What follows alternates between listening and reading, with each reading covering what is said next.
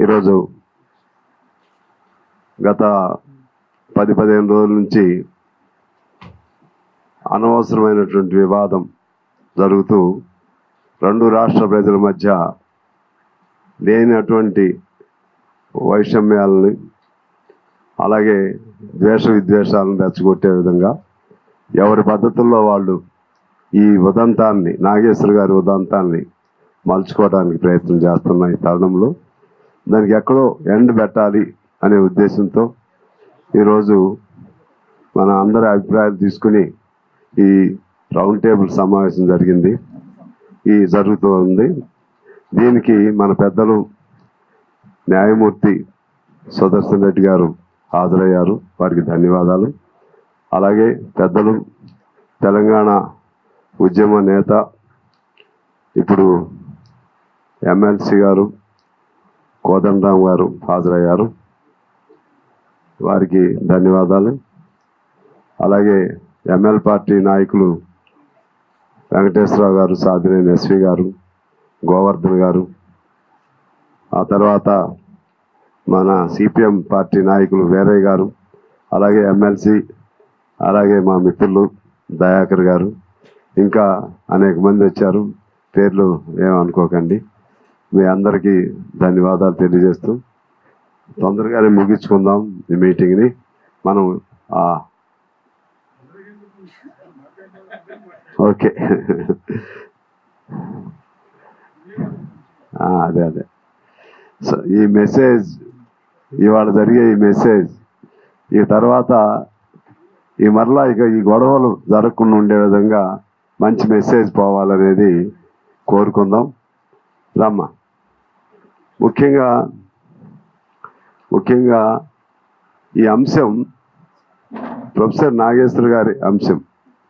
ఆయన జీవితకాలంలో ఎప్పుడు కూడా ఏ విశ్లేషణలో కూడా ఎక్కడా కూడా ఎవరికి అవకాశం ఇవ్వకుండా ప్రోగ్రెసివ్ థాట్స్తో ప్రోగ్రెసివ్ పద్ధతుల్లో ఆ విశ్లేషణ చేస్తూ అందరికీ అర్థమయ్యే పద్ధతుల్లో ఆయన చెప్తా ఉండేవారు. ఆయన నిజంగా రెండు తెలుగు రాష్ట్రాలకు తెలుగు ప్రజలకు ఒక వరం లాంటి వాడు. అది వాస్తవం, అవునన్నా కాదన్నా. ఆయన ఐడియాలజీ అనే కాదు, ఆయన జ్ఞాపక శక్తి అమోఘం. ఆ విధంగా బాగా చదువుకున్న వాళ్ళందరికంటే కూడా ఎక్కువ విశ్లేషణ చేస్తూ ఉండేవారు. ఆ రోజు జరిగింది ఒకటే, ఆ ఒక్క మాటను పట్టుకుని ఆయనకి ఎక్కడో సోర్స్ వచ్చింది. ఆ ఒక్కదాన్ని పట్టుకుని అమిత్ షా ఇట్లా అన్నాడు పవన్ కళ్యాణ్తో. అది ఏదో పెద్ద నేరంలాగా దాన్ని సింపుల్గా అట్లా అనలేదని అనొచ్చు, దాన్ని ఖండం చేయొచ్చు. కానీ దాన్ని ఒక పెద్ద అంశంగా తీసుకుని ముందు రెచ్చగొట్టింది అక్కడ పాలకులే. ఇక నుంచి ఇటువంటి ఎవరేం చేసినా ఎవరిని వదిలిపెట్టం, చట్ట ప్రకారం శిక్షిస్తాం, ఈ విధంగా రెచ్చగొట్టేసరికి మిగిలిన వాళ్ళందరూ కేసులు పెట్టడం ఇవన్నీ జరిగినాయి. ఆ తర్వాత కేసులు పెట్టొద్దని కూడా అనలేదు వీళ్ళు, కేసులు పెట్టొద్దని అనలా. అని అది కరెక్ట్ కాదు, అది మనం చెప్పదలుచుకుని చెప్పాం. నీకు ఎవరు దాని జోలికి ప్రస్తావన చేయొద్దని కూడా ఎవరు అనలేదు. అది అక్కడ అలా ఉండగా ఇక్కడ ఒక రౌండ్ టేబుల్ సమావేశం ఇటువంటి దానిలో ఎవరో ఒకళ్ళిద్దరు సహజంగా ఏదో అన్నారు. దాన్ని ఆయన అంటే ఇక్కడ తెలంగాణ ఆంధ్ర అనే ఫీలింగ్ ఇక్కడ వచ్చింది, అక్కడ తీసుకొచ్చారు. వాళ్ళు ఎవరు ఏంటి దాని జోలికి నేను వెళ్ళను. కానీ దాన్ని ఆసరాగా తీసుకుని పవన్ కళ్యాణ్ గారు ఆయన ప్రత్యేకించి మన ఫార్మేషన్ డే 12వ ఫార్మేషన్ డే అందులో ఆ రోజే ఇక్కడికి రావటం, ఆ రోజే ఇక్కడికి వచ్చి పర్మిషన్ అడగటం. అందులో అప్పటికే ఆవేశాలు ఉన్న తరుణంలో సరే పోలీసు కూడా ఆలోచించి పర్మిషన్ ఇచ్చినట్టు లేదు. మమ్మల్ని అడిగితే కూడా వస్తే తప్పులేదని కూడా అన్నాం. మేము ఎవరు ఎక్కడికైనా వెళ్ళొచ్చు అని నేనైతే వ్యాఖ్యానం చేశాను, ఎవరు ఎక్కడికైనా వెళ్ళొచ్చు. కానీ తర్వాత అర్థమైంది ఆయన మాట్లాడిన విధానం, ఆయన తీరు, ఆ రోజే ఇక్కడికి రావటం అనేది ఒక ఉద్దేశంతో ఆయన వచ్చినట్టుగా ఉంది. ఆ ఉద్దేశంలో ఎటు నుంచి ఎటు మొదలు పెడుతున్నాడో, ఎటు వెళ్ళిపోతున్నాడు తెలవట్లా, ఊగిపోతున్నాడు ఆవేశంతో. ఆ ఆవేశంతో ఊగిపోయేంత అవసరం ఏమొచ్చింది? నేను తిరుగుతా, తెలంగాణలో నేను తిరుగుతా, నన్ను ఎవరు ఆపుతారు? నిన్ను ఎవరు వద్దన్నారు? తిరగొద్దని ఎవరు వద్దన్నారు? నేను రాజకీయ పార్టీ పెడతా, లేకపోతే ఎన్నికల్లో పోటీ చేస్తా. నువ్వు రాజకీయ పార్టీ ఆల్రెడీ పెట్టావు, ఎన్నికల్లో పోయినసారి పోటీ చేశావు, ఇప్పుడు ఏం అవసరం వచ్చింది నీకు? ఎందుకు అది? ఇంకా ఇంకా ఇంకేదేదో మాట్లాడుతూ ఇది ఎవరబ్బా జాగీరు కాదు, ఆ పదాలు అవసరమా? ఎవరి జాగీరు కాదని కాదు, ఎవరబ్బ జాగీరు కాదు ఆ పదాలు వాడటం. అంతేకాకుండా అటు తిప్పి ఊరి మంగళం మీద పడింది అంటారే, చివరికి ఆయన గుర్తొచ్చింది కమ్యూనిస్టులు గుర్తొచ్చారు. ఎందుకంటే కమ్యూనిస్టుల గురించి ఈ కమ్యూనిస్ట్ పార్టీ అందుకే చచ్చిపోతుంది, లేకపోతే కమ్యూనిస్టులు కనుమరుగవుతున్నారు, ఈ సిద్ధాంతం ఎక్కడి నుంచో తెచ్చుకున్నారు వీళ్ళు, ఇటువంటి పదాలు ఆయన వాడాడు. కమ్యూనిస్టు నిజంగా ఆ మనిషి ఎప్పటికప్పుడు పల్లవి మార్చినట్టు, ఏ సినిమాకి ఆ సినిమాలో వేషం మార్చినట్లు, ఏ సినిమాకి ఇంకో సినిమాకి డైలాగులు మార్చినట్టు జీవితంలో రాజకీయ పార్టీలో కూడా అలా మారుస్తున్నాడు. ఆయన పెద్ద ఇష్యూ కోసం కాదు నేను అనేది, ఇప్పుడు ఆయన ఇష్యూ చేశాడు కాబట్టి ఎక్కువగా అక్కడ చేసింది ఆయనే, ఏడుకొచ్చి చేసింది కూడా ఆయనే. అయితే ఏమైందంటే చివరికి ఆయన మొదలు పెట్టింది రాజకీయ ప్రవేశం ఎర్రకండ వేసుకున్నాడు, ఇప్పుడు కమ్యూనిజం చచ్చిపోయింది అంటాడు. ఆయన మొదలుపెట్టింది చేగువేరా బొమ్మ, ఆయన అంతర్జాతీయ కమ్యూనిస్ట్ వాది చేగువేరా, అంతర్జాతీయ అమరవీరుడు. మనకు భగత్ సింగ్ మన జాతీయ అమరవీరుడు అయినట్లుగా అంతర్జాతీయ అమరవీరుడు చేగువేరా. అంటే నీకు అప్పుడు దేశం, ఈ దేశం ఆ దేశం, ప్రాంతీయవాదం ఉగ్రవాదం కంటే ప్రమాదం అని అన్నాడు ఆయన. ప్రాంతీయవాదం కంటే నువ్వు అసలు ఏరే దేశాలన్నీ కూడా అత్యంత ప్రమాదకరమైన పద్ధతుల్లో ఈ దేశం ఇక్కడే అంటే జాతీయవాదం ఉండటం తప్పులేదు, ఈ జాతీయవాదం నీ పద్ధతులను ఉంచుకో, ఇతర దేశాల సిద్ధాంతాలన్నింటినీ కూడా ఇది అక్కడి నుంచి వచ్చింది. మరి గౌతమ బుద్ధుడు ఎక్కడ? సున్నా కనిపెట్టింది ఎక్కడ? అదే విమానం ఎవడు కనిపెట్టాడు అక్కడ?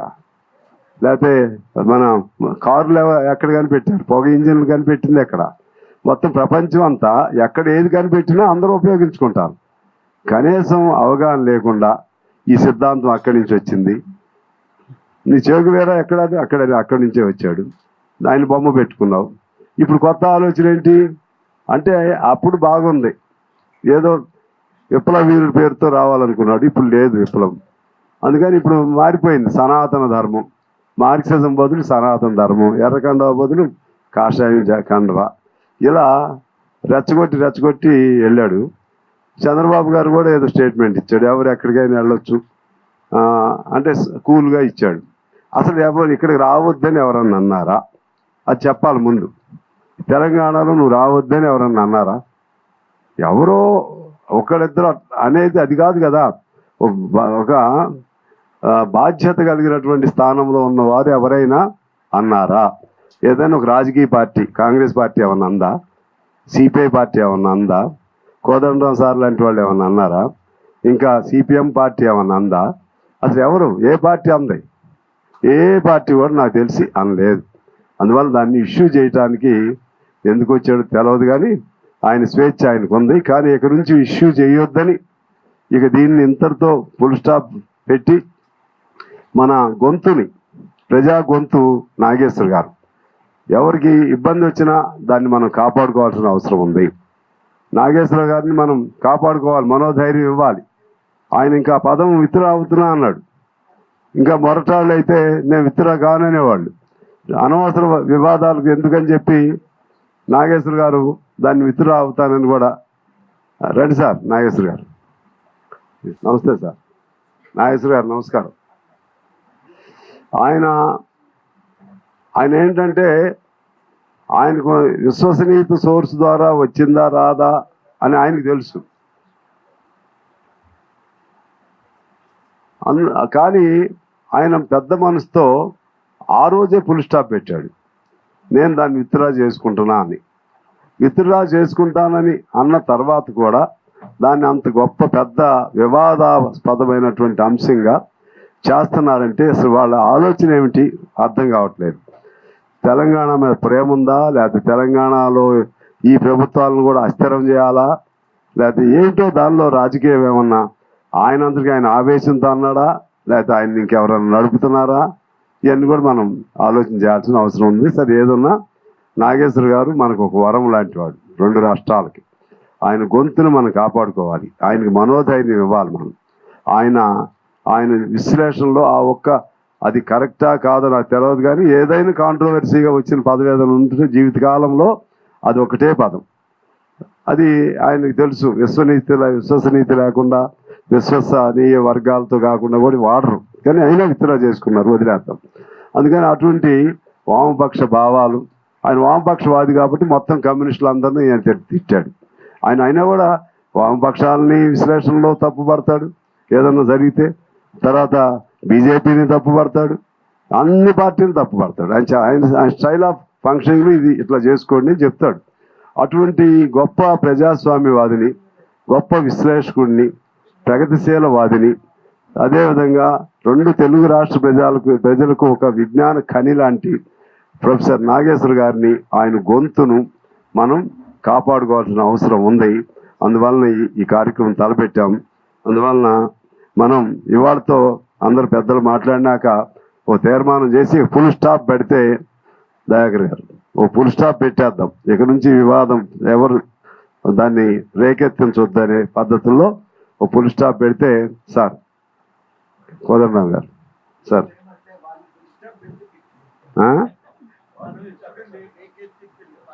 అవును, అయినా మనం అడుగుదాం దీన్ని ఫుల్ స్టాప్ పెట్టాలి, అడుగుదాం.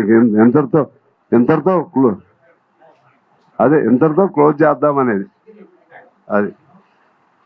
సో అది ఎక్కడ నుంచి చొరవ అవ్వాలి కాబట్టి మనం ఆ డిమాండ్తో చేస్తే ప్రజలు కూడా అర్థం చేసుకుంటారు. మనం ప్రజాతంత్రవాదులు, మనం ఎప్పుడు కూడా ఇక్కడ ఉన్న వాళ్ళంతా అభ్యుదయవాదులు, వామపక్షవాదులు, ఎప్పుడు కూడా నేరో మైండ్ ఎప్పుడు లేదు, హస్వదృష్టి లేదు, ఏది వాడొద్దు ఈడొద్దు అని ఎప్పుడు అనలేదు. అంత పెద్ద మూమెంట్లో కూడా కోదండరామ్ గారు లాంటి వాళ్ళు కూడా ఈ సంపద ఎట్లా డైవర్ట్ అవుతుంది, ఎట్లా అన్యాయం జరుగుతుంది అన్నారు తప్పితే వాడొద్దు ఈడొద్దు అని నాకు గుర్తుండి ఆయన ఎప్పుడైతే అనలేదు. కాబట్టి ఇవన్నీ దృష్టిలో పెట్టుకుని ఒక మంచి కార్యక్రమం ఇవాళ తలపెట్టాం. ఈ కార్యక్రమానికి హాజరైనటువంటి మీ అందరికీ నేను కృతజ్ఞతలు, అభినందనలు తెలియజేస్తూ, మీరు వెళ్ళాలి కదా అటు. ఎంతసేపు ఉంటారు సార్ మీరు? అయితే మీరు మాట్లాడారు. మీరు ఇప్పుడు మళ్ళా సార్ అటు పోవాలి. ఇవాళ తెలంగాణ ఉద్యమకారులకు సంబంధించిన మీటింగ్ ఉంది. ప్రొఫెసర్ కోదండరామ్ గారిని మాట్లాడవలసిందిగా కోరుతా ఉన్నా. వాస్తవానికి ఈనాటి సభకు వచ్చిన జస్టిస్ సుదర్శన్ రెడ్డి గారికి, సభ నిర్వహిస్తున్న సాంబశివరావు గారికి, మిత్రులు ప్రొఫెసర్ నాగేశ్వర్ గారికి, వీరయ్య గారికి, ఎస్వి గారికి, అందరికీ కూడా పేరు పేరున వందనం. ఇవాళ అందరి తరఫున జస్టిస్ సుదర్శన్ రెడ్డి గారే మాట్లాడి వివరంగా చెప్తే బాగుంటుందని మేమందరం కూడా అభిప్రాయపడుతున్నాం. విషయం ఏంటంటే స్థూలంగా ఎవరం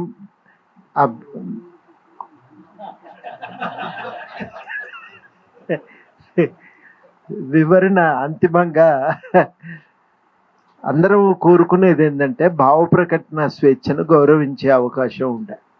నాగేశ్వర్ గారు అభిప్రాయం చెప్పినప్పుడు చాలాసార్లు నాకు కూడా నచ్చకపోవచ్చు. అంత మాత్రం చేత నాగేశ్వర్ గారి మీద కత్తులు దూయవలసిన అవసరం లేదు. ఆ అభిప్రాయ విభేదాలను స్పష్టంగా తెలియజేయవచ్చు. ఇది ఇట్లా కాదండి, ఇట్లా చేస్తే బాగుండును అనే ఒక ప్రతిపాదన పెట్టవచ్చు. దాని బదులుగా ఆయన మీద దాడికి దిగటం ఇది చాలా అన్యాయము, అమానుషం, అనాగరికం. ఈ పద్ధతులను అందరం కూడా తీవ్రంగా ఖండిస్తున్నాం. భవిష్యత్తులో ఇంతకుముందు సాంబశివరావు గారు అన్నట్టు భవిష్యత్తులో ఇటువంటి దాడులకు అవకాశం ఉండద్దు. అన్ని అభిప్రాయాలు అందరికీ నచ్చాలని ఏం లేదు. నచ్చకపోతే చెప్పండి, మీ ప్రత్యామ్నాయాన్ని మీరు ప్రతిపాదించండి. అంతే తప్ప దాడులకు దిగటము, మనుషుల పట్ల అమానుషంగా వ్యవహరించటం అనేది మాత్రం తగదు. దీన్ని అందరం కూడా ఇవాళ మనం ముక్త కంఠంతో ఖండించాల్సిన అవసరం ఉందని నేను భావిస్తూ ఉన్నా. ఒక గొంతుతో ఇవాళ మనం ప్రకటించవలసింది ఏంటంటే చాలా నాగరికమైన పద్ధతుల్లో చర్చ నిర్వహించుకోవచ్చు, సమస్యలను పరిష్కరించుకోవచ్చు. ఆ పద్ధతులను గౌరవిద్దామని సూచన చేస్తూ నాకు ఈ అవకాశం ఇచ్చినందుకు కృతజ్ఞతలతో సెలవు. Thank you sir. అంటే ఆయన సందేశం ఆయన ప్రధానంగా వాళ్ళు ఉంటే మంచిదని వచ్చారు, సమయం లేదు. అదేవిధంగా ఇప్పుడు దయాకర్ గారు కూడా వెళ్ళాలి, అక్కడ వారు కూడా మాట్లాడతారు. సార్ చెప్పినట్లుగా వాళ్ళైతే ఎన్నైనా తిట్టుకుంటారండి, ఈరోజు తిట్టుకోవటమే. వాళ్ళకి మాత్రం ఒకరి మీద ఒకరు కేసులు పెట్టుకోరు. తేలిగ్గా దొరికింది ఎవరు? ప్రొఫెసర్ గారు. ఆయన ఎన్ని రోజులు ఆయన మానసిక వేదనకు గురి చేశారు. రంపపు కోత. ఆయనకి ధైర్యం లేక కాదు, మానసికంగా ఉంటుంది కదా, అటు తిప్పి ఇటు తిప్పి. వాళ్ళు రోజు ఎన్ని తిట్టుకోవట్లేదండి. వైఎస్ఆర్ నీళ్లు తిడతారు, వీళ్ళని వాళ్ళు తిడతారు, తిట్టడం కూడా కుటుంబాల పరంగా తిట్టుకుంటారు. అంత అటువంటి పద్ధతుల్లో మనం మాట్లాడాం కదా. సో ఇది ఇప్పుడు దయాకర్ గారు మాట్లాడతారు.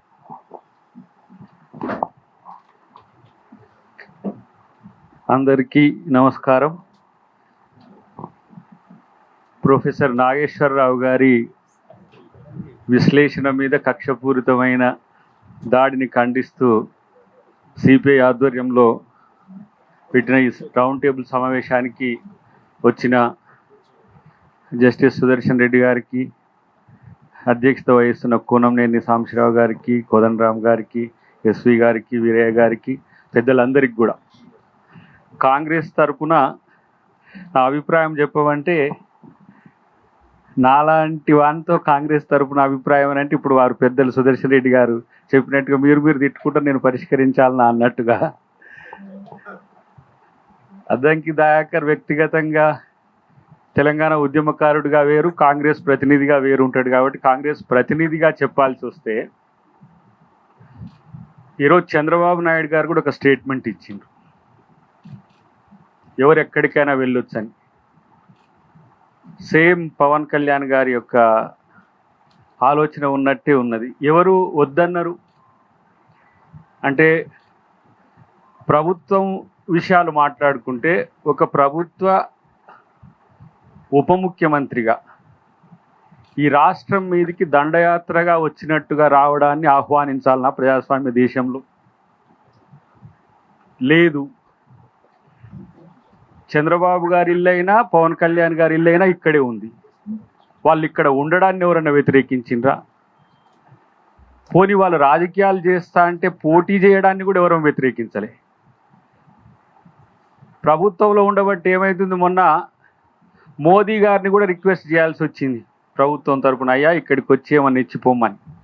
పవన్ కళ్యాణ్ కూడా రిక్వెస్ట్ చేయాల్సి వచ్చింది ఇక్కడికి, అయ్యా వచ్చి దండయాత్ర లెక్క రాకు, తెలంగాణ ఉద్యమకారుల మనోభావాలు గౌరవించు అని. అసలు ఇదంతా చూస్తుంటే నాగేశ్వరరావు గారి అంశాన్ని బేస్ చేసుకొని బీజేపీ ఎజెండాను అమలు చేయడానికి జరుగుతున్న ఒక ప్రయత్నంగా నాకు కనిపించింది అధ్యక్షుల వారు. ఇది రెండు ప్రాంతాల మధ్యన వైరుధ్యాలను పెంచే విధంగా ఉండొద్దు అనే అందరి అభిప్రాయం. అంత మేరకే ఇంకా మనం ఇంత రౌండ్ టేబుల్ సమావేశాలు పెట్టే అంతిమ నిర్ణయం కూడా గిదే ఉంటుంది. దానికి అయ్య జాగీర్లు, అబ్బ జాగీర్లు, ఇంకొక ఆయన పాకిస్తాన్ అంటాడు, ఇంకొక ఆయన మేము పాకిస్తాన్ వచ్చినట్టు పాకిస్తాన్కి వచ్చినట్టు రావాలంటే తెలంగాణ ఉద్యమకారులు అంటే పాకిస్తాన్ వాళ్ళు అయిపోయినరు. ఇక మా మీదనేమో పాతదంతా ఉన్నది, బీజేపీ వాళ్ళ భాష అంతా ఎవరు సోషల్ మీడియాను వాడుతున్నది. ఇది రాజకీయ ప్రేరేపితంగా కాకూడదని కాంగ్రెస్ పార్టీ యొక్క అభిప్రాయము. నేనేమంటున్నానంటే పవన్ కళ్యాణ్ని కూడా ప్రేమిద్దాం మనం. ఆయన ద్వేషించిన తెలంగాణ ప్రజలం కాబట్టి ప్రపంచాన్ని ప్రేమించగల దమ్మున్న సత్తా ఉన్న ప్రాంతం ఇది. కానీ దీని మీదకి దాడిగా వచ్చినట్టు రావద్దు. మేము పోతలేము ఆంధ్రప్రదేశ్కు, మమ్మల్ని ప్రేమతో ఆహ్వానిస్తున్నారు. ఆంధ్రప్రదేశ్లో సమావేశాలకు పోతున్నాం, ఆంధ్రప్రదేశ్లో దళిత ఉద్యమాలకు పోతున్నాం, ఉద్యోగుల సమస్యల మీద పరిష్కారానికి పోతున్నాం. కానీ ఇక్కడ మౌలికమైన అంశం, నేనైతే చంద్రబాబు గారు కూడా దాన్ని ఉటంకించడం అనేది ఒక రకంగా, ఇంతకుముందే మా రమేష్ చెప్తున్నాడు, దీన్ని యూటీ చేయడానికి ఏమైనా కుట్ర చేస్తుండ్రా అని. ఎందుకు? గతంలో విద్యాసాగర్ రావు గారు ఒక మాట అన్నారు, ఆ పరిస్థితి వస్తే మళ్ళొక్క తెలంగాణ ఉద్యమం వచ్చే అవకాశం కూడా లేకపోలేదు. గతంలో ఎంతోమంది మేధావులతో ఆయా ప్రాంతాలు, అది మహారాష్ట్ర కావచ్చు లేకపోతే అది ఉత్తరప్రదేశ్ కావచ్చు, అది ఇంకో ప్రాంతం ఏదైనా బీజేపీ చేయాలనుకుంటున్నది బీజేపీ నేరుగా చేయదు. బీజేపీ నేరుగా చేయకుండా పరోక్షంగా ఈ విధంగా చేయించాలనే ఎత్తుగడ ఉంటే బీజేపీ మిత్రులు కూడా, తెలంగాణ ప్రాంత మిత్రులు, మీరు తెలంగాణ మీద జరిగే ఇలాంటి భావదాడిని మీరు ఉపేక్షించవద్దు. పవన్ కళ్యాణ్ గారి జనసేనను రాజకీయాలు చేసుకోవచ్చు, మా గోరెటంకన చెప్పినట్టు రావచ్చు పోవచ్చు, రాజకీయాలు కూడా చేసుకోవచ్చు. కానీ తెలంగాణ ప్రాంత అస్తిత్వం మీద దాడి జరిగితే నాకు కొంత విచిత్రం అనిపించింది ఏంటంటే, మా ముఖ్యమంత్రి గారి మీద ఏం నెగిటివ్ కామెంట్ లేదు, ప్రతిపక్ష నాయకుడిగా ఉన్న కేసీఆర్ గారి మీద ఏ నెగిటివ్ కామెంట్ లేదు, అసలు రాజకీయ పక్షాల ఏ నెగిటివ్ కామెంట్ లేదు. మరి ఎవరి మీద ఎందుకు అంటే ఇదేదో ఒక అంతరంగా నడుస్తుంది. కాబట్టి ఈ రౌండ్ టేబుల్ అధ్యక్షుడిగా కూనంనేని గారు పెట్టిన ఏదైతే ప్రపోజల్ ఉందో ఇక్కడి నుంచి ఆపేద్దాం, ప్రజాస్వామిక రాజకీయాలు చేసుకుందాం, ఇప్పటికైనా ఆపండి అని మాకు కూడా మా పార్టీ తరపు నుంచి వచ్చింది. మా పిసిసి అధ్యక్షుల వారు మహేష్ గౌడ్ గారు దీని మీద మనం ఫర్దర్గా ఎలాంటి స్టేట్మెంట్స్ రెచ్చగొట్టే విధంగా ఉండొద్దని నిన్ననే వారు ఆజ్ఞలు జారీ చేసిండ్రు. వారు కూడా ఈ సమావేశానికి హాజరు కావాల్సిన పరిస్థితుల్లో వేరే కార్యక్రమాలు రాలేకపోయినా కూడా పవన్ కళ్యాణ్ గారు తెలంగాణ వాదులకు కానీ, తెలంగాణ రాజకీయ పక్షాలకు కానీ, తెలంగాణలో ఉండే ప్రభుత్వానికి కానీ మీ మీద ఎలాంటి కోపం లేదు, మిమ్మల్ని ప్రేమిస్తుంది తెలంగాణ, ద్వేషించకుండా ఈ విషయాన్ని ఇప్పటితో ఆపే విధంగా ఉండాలని చెప్పి వారికి కోరుకుంటూ thank you very much. Dayakar గారికి ధన్యవాదాలు. సార్ మీరు చివరిలో నేను లేకపోతే మీరు చెప్తే ఈ వెలుగులో మిగిలిన వాళ్ళు మాట్లాడతారు. డాక్టర్ నాగేశ్వర్ గారి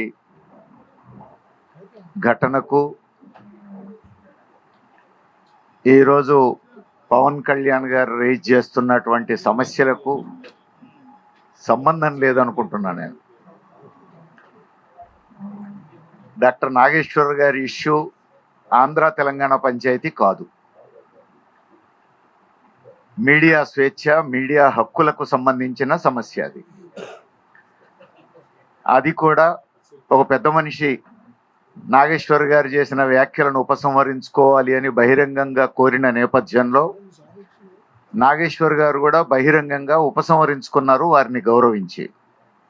దాంతో సమస్య ముగిసిపోవాలి. కానీ ఇప్పుడు జరుగుతున్నది అది కాదు. పవన్ కళ్యాణ్ గారు తమ సమావేశాన్ని తెలంగాణ ఆవిర్భావ దినోత్సవం రోజు పెట్టారు. ఇది సమస్యను కెలికే ప్రయత్నం తప్ప మరొకటి కాదు. ఒక రాజకీయ పార్టీగా ఎవరైనా ఎక్కడైనా ఎప్పుడైనా సమావేశాలు పెట్టుకోవచ్చు. కానీ తెలంగాణ ఆవిర్భావం గురించి ప్రధానమంత్రి మోడీ గారు చేసిన వ్యాఖ్యలకు, పవన్ కళ్యాణ్ గారు చెప్పిన వ్యాఖ్యలకు తేడా లేదు. ఇది చరిత్రలో అందరికీ తెలిసిన విషయం. అలాంటి పవన్ కళ్యాణ్ గారు నాయకత్వం వహిస్తున్నటువంటి ఒక పార్టీ సమావేశం సరిగ్గా తెలంగాణ ఆవిర్భావ దినం రోజే పెట్టుకోవాలా? ముందు రోజు పెట్టుకోవచ్చు, తర్వాత పెట్టుకోవచ్చు. ఇది సమస్యను కెలకడం కోసం చేసే ప్రయత్నం తప్ప మరొకటి కాదనేది ఎవరికైనా అర్థమయ్యే విషయం. రెండోది, ఒకసారి కెలకడం మొదలైన తర్వాత ప్రతి సవాళ్ళు వస్తాయి. వచ్చినప్పుడు పవన్ కళ్యాణ్ గారు ఇది మీ అయ్య జాగీరా అనే పదాలు వాడాల్సినటువంటి అవసరం ఉందా? ఒక బాధ్యతాయుతమైన స్థానంలో ఉన్న వ్యక్తి, ఆల్రెడీ వివాదాస్పదమైన వ్యక్తి, పక్క రాష్ట్రంలో ఉప ముఖ్యమంత్రిగా ఉన్న వ్యక్తి, ఒక సెలబ్రిటీ, ఆయన మీ అయ్య జాగీరా అనే పదాలు వాడడం అనేది ఇంకా పుండు మీద కారం చల్లడం తప్ప మరొకటి కాదు. మరి ఎప్పుడో ముగిసిపోయిన ఆంధ్ర తెలంగాణ పంచాయతీని మళ్ళొక్కసారి ఎందుకు కెలుకుతున్నారు, ఎందుకు రగిలేటట్టు చేస్తున్నారు అని అంటే ఇందులో రాజకీయ ప్రయోజనాలు కనిపిస్తున్నాయి. ఇది పవన్ కళ్యాణ్ గారి ఎజెండా కాదని నా అభిప్రాయం. ఇది బీజేపీ ఎజెండా. ఇది ఆంధ్ర తెలంగాణ పంచాయతీ ఇప్పుడు లేవడం ద్వారా పవన్ కళ్యాణ్ గారికి కొత్తగా వచ్చే ప్రయోజనం ఏమీ లేదు. ఇక్కడ ఆయన పోటీ చేసేది లేదు, ఆయన పార్టీ ఇక్కడ పోటీ చేసి సీట్లు గెలిచేది లేదు, రాష్ట్రంలో అధికారంలోకి వచ్చేది లేదు. కానీ ఈ సమస్యను రగిల్చడం ద్వారా లాభపడేది కేవలం బీజేపీ. ఇది స్పష్టం. హైదరాబాద్ చుట్టూ సీట్లన్నీ ఎవరు గెలిచారో గత శాసనసభ ఎన్నికల్లో మనకు తెలుసు. ఎట్లా గెలవగలిగారో మనకు తెలుసు. ఇప్పుడు ఆంధ్ర తెలంగాణ పంచాయతీని మరొకసారి రగిల్చడం ద్వారా ఆంధ్రప్రదేశ్ మూలాలున్నటువంటి గణనీయమైన సంఖ్యలో ఇక్కడ ఉంటున్నటువంటి ప్రజలకు, తెలంగాణ ప్రజలకు మధ్యన ఘర్షణ వాతావరణాన్ని పెంచి, ప్రతిపక్షాల ఓట్లు చీల్చి, రానున్న ఎన్నికల్లో కాంగ్రెస్ వర్సెస్ బీజేపీ అనేటువంటి వాతావరణం తెచ్చి లాభపడాలనేది బీజేపీ ఎత్తుగడగా కనపడుతోంది మనకి. ఆ ఎత్తుగడలో ఇప్పుడు పవన్ కళ్యాణ్ గారు ఒక పాచికయ్యారు. ఆయన ఇప్పుడే గారు పార్టీ పెట్టిన వారం రోజులకే పాచికగా మారారు, మనం చూసాం. సరే, అది వాళ్ళ ఇష్టం. కానీ ఇప్పుడు చేస్తున్న పని ఏమిటి? ఇప్పుడు చేస్తున్న పని చాలా స్పష్టంగా ముగిసిపోయినటువంటి ఆంధ్ర తెలంగాణ పంచాయతీని మళ్ళీ రగిల్చడం ద్వారా బీజేపీకి లాభపడే పనిలో ఈరోజు పవన్ కళ్యాణ్ గారు ఉన్నారు. అట్లా ఉండొద్దని మనందరం విజ్ఞప్తి చేయాల్సిన అవసరం ఉంది. ఒక రాజకీయ పార్టీగా, జనసేన అధ్యక్షుడిగా ఆయన ఎప్పుడైనా రావచ్చు, ఎప్పుడైనా పోవచ్చు, ఎవరు కాదనేది లేదు.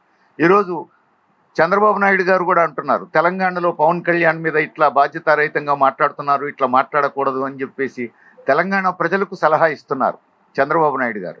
తన ఉప ముఖ్యమంత్రికి కూడా సలహా ఇస్తే మంచిది కదా. జూన్ 2వ తేదీన ఎందుకు పెట్టుకున్నావా, అక్కడ పెట్టుకుని ఉండాల్సింది కాదు, నీ అయ్య జాగీరా అనే పదాలు వాడి ఉండాల్సింది కాదు అని పవన్ కళ్యాణ్ గారికి కూడా ఆయన సలహా ఇవ్వాలి కదా. అది ఇవ్వకుండా ఈ విషయం మాత్రమే చెప్పడం అంటే ఆయన బీజేపీతో కలిసి ప్రయాణిస్తున్నటువంటి దాంట్లో భాగంగా ఇదంతా జరుగుతోంది. బీజేపీకి సహకరించేటువంటి ధోరణి అటు చంద్రబాబు నాయుడు గారు చేస్తున్నారు, ఇటు పవన్ కళ్యాణ్ గారు చేస్తున్నారు. ఇది తెలంగాణ సమాజం కూడా అర్థం చేసుకోవాలని నా అభిప్రాయం.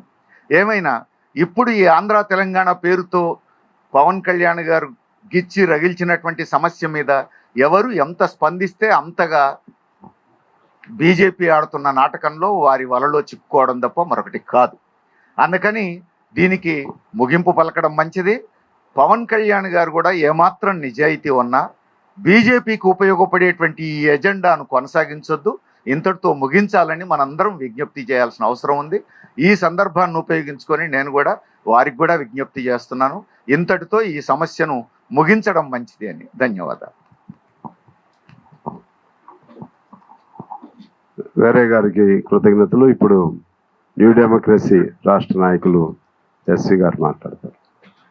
ముందు పొలిటికల్ అయిపోయినాక మేధావులు ఇక కూర్చో, కాసేపు ఉంటారుగా. రైట్. అధ్యక్ష, హాజరైన పెద్దలు, భిన్నాభిప్రాయాల్ని గౌరవించడం అనేది మన సాంప్రదాయం. ఇక్కడ కూడా అనేక భిన్నాభిప్రాయాలు ఉన్నా మేము ఈ వేదిక మీదకి ఎందుకు వచ్చాం? సిపిఎంఎల్ న్యూ డెమోక్రసీ తరఫున మా అభిప్రాయాలు వేరున్నప్పటికీ ఈ ప్రజాస్వామిక అంశాల్లో మేము ఏకీభవిస్తాం. రాజకీయ భిన్నాభిప్రాయాలు ఉన్నాయి, కానీ గౌరవించడం అనే పద్ధతి ఉండాలి. అది లేదు. వాళ్ళు ఎన్ని తిట్టుకుంటున్నారండి ఈరోజు? బండ తిట్లు తిట్టుకుంటున్నారు కదా. మరి అలాంటి వాళ్ళకి కనీసమైన ఇంగితం ఉందా ఇలా మాట్లాడటానికి? అంటే కేవలం వాళ్ళు ప్రయోజనాన్ని ఆశిస్తున్నారు తప్ప మరొకటి కాదు. రెండోది, హైదరాబాద్ కూడా ఏదో ప్రమాదం ఉందేమో అనిపిస్తూ ఉంది ఇవన్నీ వింటా ఉంటే. ఇందాక ఎవరు అన్నట్లు యూటీయా, సెకండ్ క్యాపిటల్ పేరుతోటి ఏమన్నా ఏం ఇంట్రెస్ట్ ఉందో అనేది కూడా అనిపిస్తూ ఉంది. దీన్ని లింక్ పెట్టేస్తున్న పరిస్థితి ఉందేమో అనిపిస్తూ ఉంది. రెండోది, ఇప్పుడే వేరే గారు చెప్పినట్లు బీజేపీ ప్రయోజనం ప్రధానంగా ఇమిడి ఉంది అని కనపడతా ఉంది. పవన్ కళ్యాణ్ ఫస్ట్ బీజేపీని తిట్టిండా లేడా? తర్వాత ఏం చేసిండు? ఇప్పుడేం మాట్లాడుతున్నారు? ఆయన కళాకారుడుగా పోని, ఆయన కళ ఎట్లనుండని ఏదనుండి, సినిమా ఏది నచ్చిని నచ్చపోని చాలామంది గౌరవిస్తాం పోని, ఆయన ఒక సినిమా యాక్టర్ అని. కానీ ఇవాళ జరుగుతుంది ఏమిటి? ఆయన ఒక స్థానంలో ఉండి మాట్లాడే విషయం ఏమిటి? అక్కడ కొబ్బరి చెట్లు ఇక్కడ వాళ్ళ కళ్ళ దిష్టి వల్ల దా కాలిపోయినాయి అట. రాజోలు కొబ్బరి చెట్లు కాలిపోయినాయి అంటే అర్థమేమన్నా ఉందా? అంటే ఎటు తీసిపోదలుచుకున్నారు దీన్ని? ఏం మాట్లాడదలుచుకున్నారు దీన్ని? తెలంగాణ ఉద్యమంలో మేమందరం భాగస్వామ్యమే. ఏమన్నాం ఆ రోజు మేము? నీళ్లు, నిధులు, నియామకాల్లో మోసం జరుగుతూ ఉంది, చెప్పిన 6 అంశాలు అమలు జరపలేదు. ఐక్యమైన తర్వాత ఈ తెలంగాణకు వచ్చిన ఇబ్బందులు ఇవి, వీటిని తొలగించాలనే డిమాండ్ కోసమే మేము బలపరిచినాం.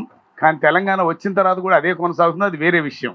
అయినప్పటికీ మరి నాగేశ్వరరావు గారి మీద ఇప్పుడు ఏంది, పవన్ కళ్యాణే స్వయంగా ఓకే వదిలేయండి అన్నాడు. మరి వదిలేయమన్న తర్వాత ఎందుకు కేసులు ఉన్నాయి, వదిలేయమన్న తర్వాత ఎందుకు ట్రోలింగ్ జరుగుతుంది, వదిలేయమన్న తర్వాత ఇంత చర్చ ఎందుకు జరుగుతుంది, దీని వెనక ఏమిటి అనే విషయాన్ని ఇప్పుడే వీరే గారు చెప్పినట్టు ఆ ముఖ్యమంత్రి గారు సలహా ఇస్తున్నారు ఇక్కడికి.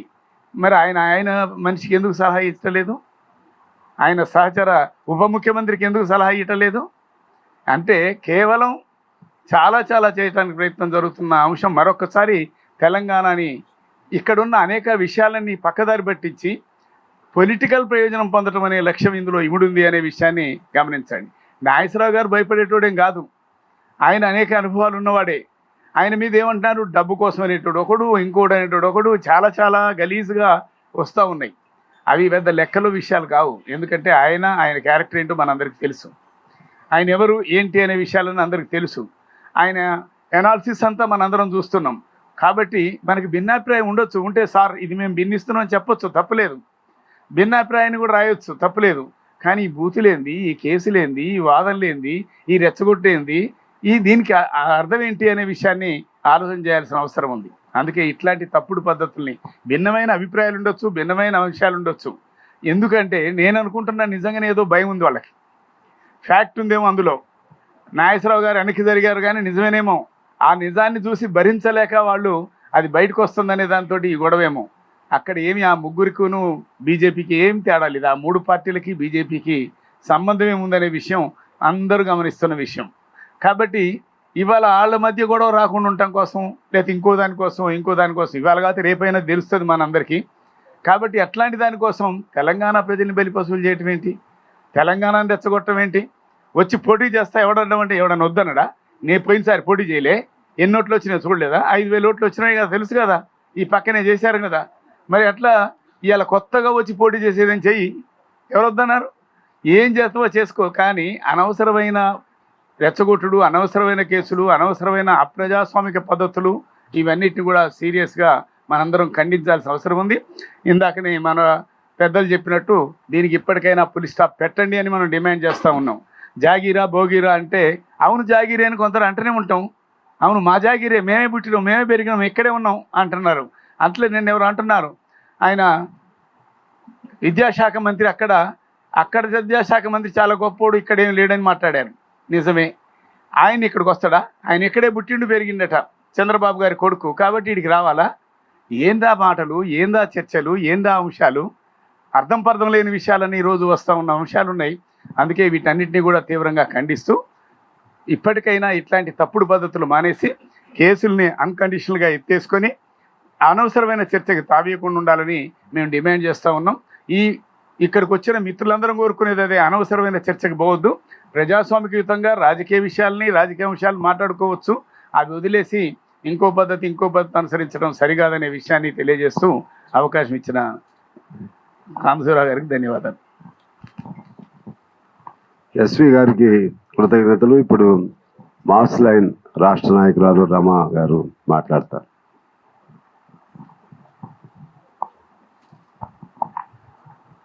సభాధ్యక్షులు సాంబశివరావు గారు, అలాగే వేదిక మీద ఉన్న పెద్దలు, సివిల్ జడ్జి గారైన సుదర్శన్ రెడ్డి గారు, మిత్రులారా, ఇవాళ రాష్ట్ర వ్యాప్తంగా ఓ పెద్ద చర్చ జరుగుతుంది. నాగేశ్వర్ గారి మీద నేనైతే ఒక రకంగా మంచిదే అనుకుంటున్నా, ఎందుకంటే వాళ్ళు ఎక్స్పోజ్ అయ్యారు బాగా. ఎందుకంటే నాగేశ్వర్ గారికి అందరికీ తెలిసినటువంటి మనిషి, తన భావాలేంటో, తన వ్యక్తీకరణ ఏంటో, తన విడుదల చేసేటటువంటి వాటికి వెనక ఉన్నటువంటి లక్ష్యం ఏమిటో ఇవాళ అందరికీ తెలిసిందే. కావాలని నాగేశ్వర్ గారిని కొద్దిగా బదనాం చేద్దామనేటటువంటి దానితోటి వాళ్ళు లక్ష్యంగా చేసుకొని కేసులు పెట్టినా, లేకపోతే ట్రోలింగ్ చేసినా, లేకపోతే ఇంకేమన్నా వాళ్ళే ఎక్స్పోజ్ అయ్యారు తప్పితే నాగేశ్వర్ గారికి ఏమీ కాలేదని నేను అనుకుంటున్నా. ఎందుకంటే ఇవాళ విషయం కూడా నాగేశ్వర గారు చెప్పిన విషయం కూడా కరెక్టే అనుకుంటున్నాను నేను. ఒకవేళ కరెక్టే కాకపోతే బీజేపీ వాళ్ళు ఖండించేవాళ్ళు. లేదు లేదు మేము అట్లా కూర్చోలేదు, మా ముందు ఆ చర్చలు జరగలేదు, మేము ఆ సలహా ఇవ్వలేదు అని వాళ్ళు మాట్లాడేవాళ్ళు. ఇంతవరకు వాళ్ళ నుండి ఒక్క ప్రకటన కూడా రాలేదు.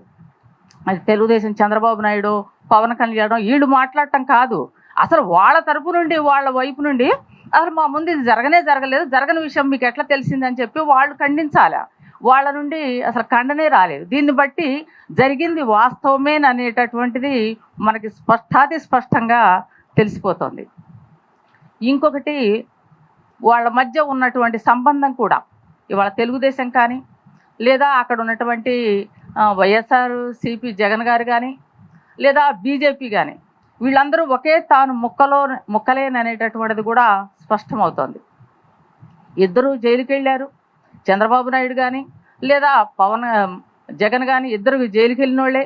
ఇద్దరూ కేంద్ర ప్రభుత్వం చేసేటటువంటి అన్ని విషయాల్లో లేదా తీసుకొచ్చేటటువంటి అన్ని మహిళా రిజర్వేషన్ బిల్లుతో సహా అన్నిటినీ ఇద్దరూ బలపరుస్తున్నారు. అంటే అక్కడ ఆంధ్రాలో ఉన్నటువంటి ప్రతిపక్షము అధికార పక్షము ఇద్దరూ బలపరచడం అనేటటువంటిది ఎక్కడూ జరగనటువంటి వింత. కానీ వాళ్ళిద్దరూ ఒక్కటిగా బీజేపీని బలపరుస్తున్నారు. దీని వెనక బీజేపీ లక్ష్యం ఏంటంటే వాళ్ళకు ఒక కోరిక ఉంది. ఏమని? పశ్చిమ బెంగాల్లో మేము గెలిచాం, మళ్ళీ ఇప్పటికే వాళ్ళు ప్రకటిస్తున్నారు తెలంగాణ మాదే, రాబోయే ఎన్నికల్లో తెలంగాణ మాదే అనేటటువంటి దాన్ని వాళ్ళు బలంగా ముందుకు తీసుకొస్తా ఉన్నారు.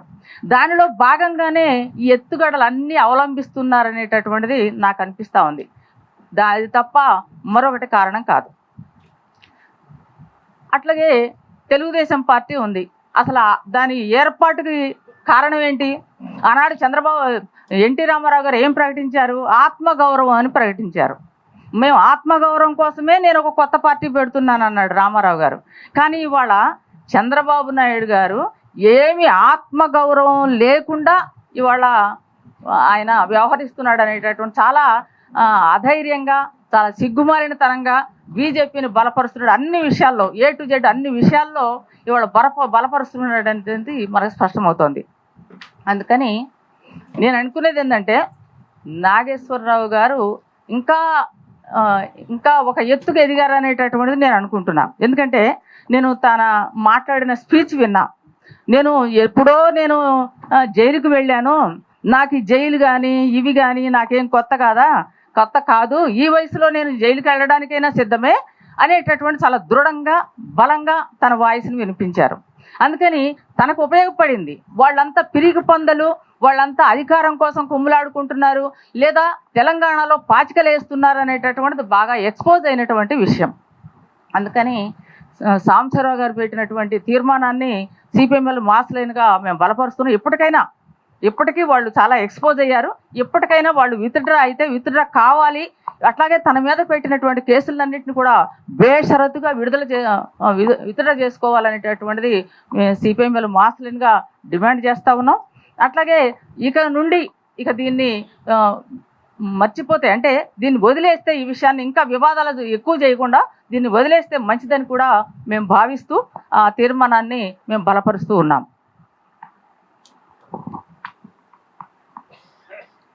రమాదేవి గారికి ధన్యవాదాలు. ఇప్పుడు సార్ మీరు మాట్లాడేస్తారా? ఇంకేం లేదు, మీ ఇద్దరే ఉన్నారు, మీరిద్దరు ప్రొఫెసర్ గారు.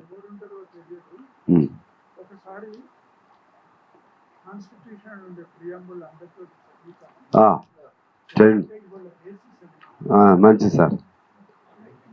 ఇప్పుడు ముందు ఇంకా సార్ ఉన్నారు, ప్రొఫెసర్ గారు ఉన్నారు, శ్రీనివాస్ గారు, ఈ ముగ్గురితో క్లోజ్ చేద్దాం.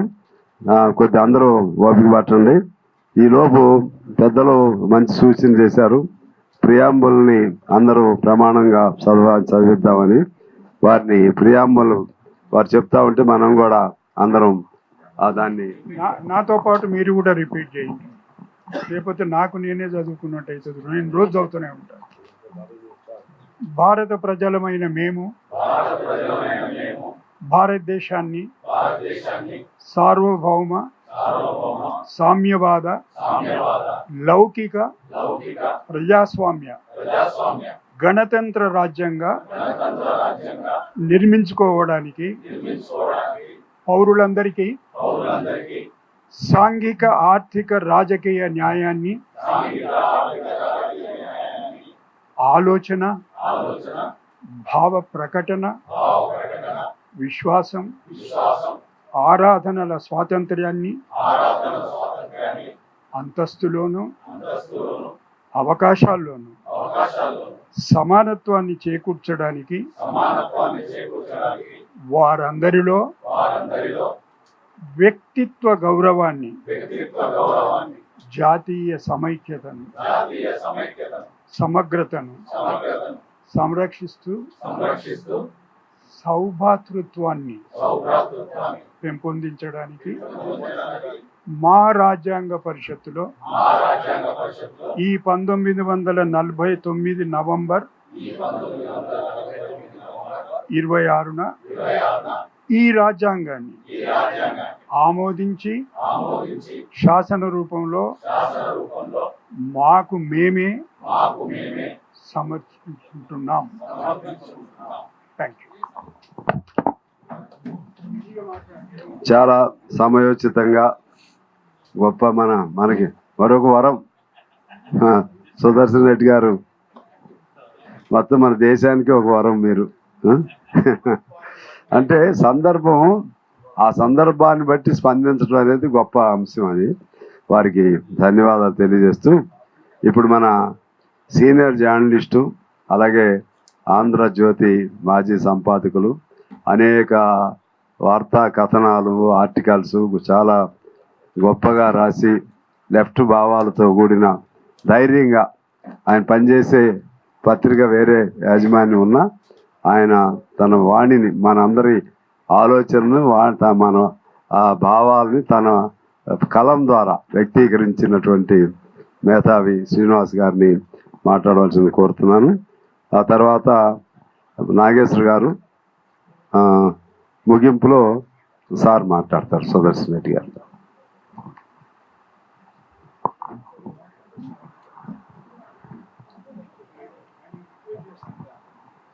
మిత్రులందరికీ, పెద్దలందరికీ నమస్కారం. నాగేశ్వర్ గారి మీద జరిగిన, నాగేశ్వర్ గారి పేరు మీద, నాగేశ్వర్ గారితో పాటు తెలంగాణ మీద, భావ ప్రకటన స్వేచ్ఛ మీద జరుగుతున్న దాడిని ఖండించడానికి ఈ కార్యక్రమాన్ని నిర్వహించడం చాలా సంతోషకరమైనది. అందుకు సిపిఐ వారిని, ముఖ్యంగా సాంబశివరావు గారిని అభినందిస్తున్నాను. ఇక జరిగింది జరిగిపోయింది, ఇక మానేయండి, ఇక వదిలేయండి అని మనం బతిమాలుకోవటం కాదనుకుంటున్నాను నేనైతే. ఏంటంటే ఒక రకంగా హెచ్చరించడం కూడా. అంటే తప్పు చేసింది మనం కాదు, మన వైపు నుంచి తప్పు జరగలేదు.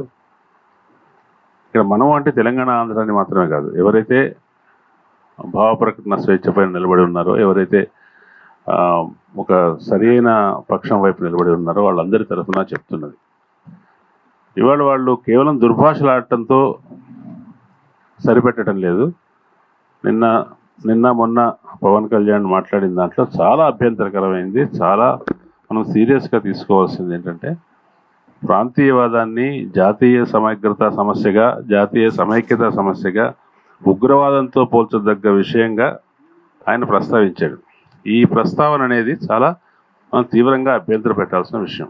మొత్తం విషయాన్ని ఒక నేషనల్ సెక్యూరిటీ ఇష్యూగా మార్చే ప్రయత్నం చేయటం, అందువల్లే దాని వెనుక బీజేపీ ఉందేమో అని ఎవరైనా అనుమానించడానికి కానీ దానికి కారణం అనిపిస్తుంది ఏంటంటే, దీన్ని మొత్తం ఆయన ఈ మొత్తం వ్యవహారాన్ని క్రిమినలైజ్ చేయడానికి ప్రయత్నిస్తున్నారు. అది చాలా అభ్యంతరకరమైన విషయం. మనం దాన్ని తప్పనిసరిగా ప్రొటెస్ట్ చేయవలసిందే. ఈ పద్ధతి మానుకోవాలి వాళ్ళు. రౌండ్ టేబుల్ సభాధ్యక్షులు గౌరవనీయులు కూనంనేని సాంబశివరావు గారు, గౌరవనీయులు సుదర్శన్ రెడ్డి గారు, వేదిక మీద ఉన్న అందరికీ, ఈ రౌండ్ టేబుల్లో పాల్గొంటున్న అందరికీ నా నమస్కారం. ఇప్పుడే సుదర్శన్ రెడ్డి గారు మనందరితో చేయించినటువంటి ఒక ప్రతిజ్ఞ, దీనిని నిలుపుకోవటానికి జరుగుతున్నటువంటి ప్రయత్నాలలో భాగం నాగేశ్వరరావు గారి వ్యాఖ్యలు ఇటీవల కాలంలో అనూహ్యంగా సమస్యల పరిష్కారానికి కావలసిన సామాజిక ఆర్థిక రాజకీయ అవగాహనని ప్రజలలో సరళంగా పెంపొందించటానికి నిరంతరంగా కొనసాగిస్తున్న తన శ్రమ పట్ల ఒక గొప్ప గౌరవభావాన్ని ప్రకటించాల్సింది పోయి అనుచితమైనటువంటి వ్యాఖ్యలకు పాల్పడటం అన్నది ఒక రకంగా రాజకీయాలలో పాల్గొంటూ ప్రజాస్వామిక వ్యవస్థ పట్ల మంచి అభిప్రాయం ఉంది అని పేర్కొంటూనే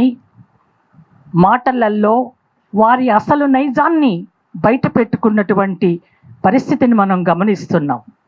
2 రాష్ట్రాలలో కూడా నాగేశ్వరరావు గారి పట్ల ఏర్పడినటువంటి ఈ పరిస్థితి, ఈ సంకటమైనటువంటి ఈ పరిస్థితి పట్ల అందరూ ఆలోచించటమే కాదు, ఎక్కడికక్కడ సమావేశాలు సభలు నిర్వహించుకుంటూ వారు చేసినటువంటి వ్యాఖ్యలను మర్యాదగా వెనక్కి తీసుకోవటానికి ప్రయత్నించటమే కాదు, కేసులను వెత్తివేయమని కూడా ఎక్కడికక్కడ ప్రజలు అభిప్రాయాలను వ్యక్తం చేస్తున్నప్పటికీ మరి నిన్న వరంగల్లో చేసినటువంటి వ్యాఖ్యలు అసలు నాగేశ్వరరావు గారి పట్ల దాడితో పాటు కమ్యూనిజం ఎక్కడుంది, చచ్చిపోయింది అనేటటువంటి మాట నిజంగా రాజకీయ అక్షరాలు తెలుసా మీకు అని ప్రశ్నించాల్సినటువంటి పరిస్థితి వారు మాట్లాడినటువంటి మాటలను బట్టి అర్థం చేసుకోవాల్సి వస్తుంది.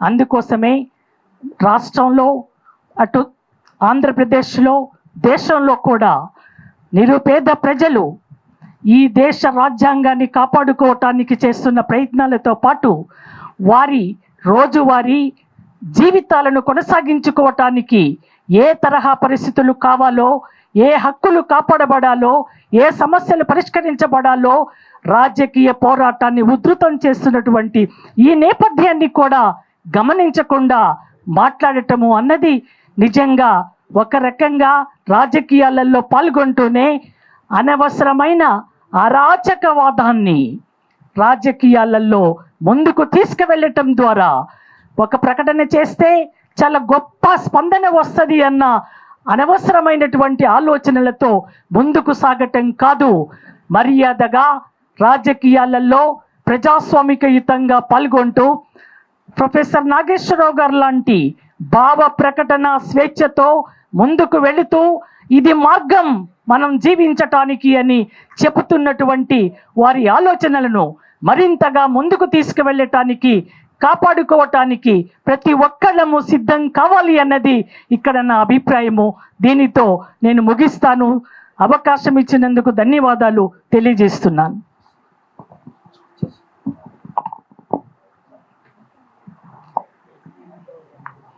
పద్మ గారికి ధన్యవాదాలు.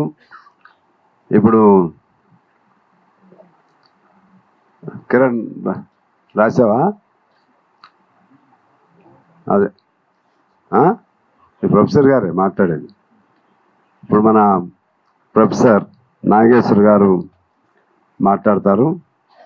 తర్వాత ముగింపు మన పెద్దలు సుదర్శన్ రెడ్డి గారు ముగింపు చేస్తారు. ఒక తీర్మానం కూడా ప్రవేశపెట్టుకుందాం.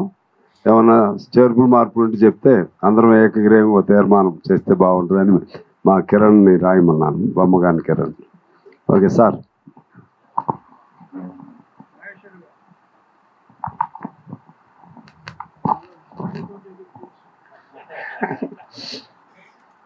బహుశా పెద్దలు చెప్పాలి, అసలు 15 రోజుల పాటు తెలుగు రాష్ట్రాల్లో వేరే అంశమే లేనట్లు ప్రొఫెసర్ నాగేశ్వర్ చుట్టూ పరిభ్రమించడానికి చూస్తే నాకేం అర్థం కావడం లేదు. అసలు ఏంటి, ఎక్కడ జరుగుతుంది, ఎక్కడ మొదలైంది అని. నా వరకు వచ్చే వరకైతే ఇది నా భావ ప్రజ్ఞా స్వేచ్ఛకు సంబంధించిన అంశం. నాపై జరుగుతున్న దాడి విశ్వరూపం మీరంతా చూశారు. ఒకటి, రాజ్యం ప్రభుత్వమే కేసులు పెట్టింది. ఆ కేసులు ఏంటి?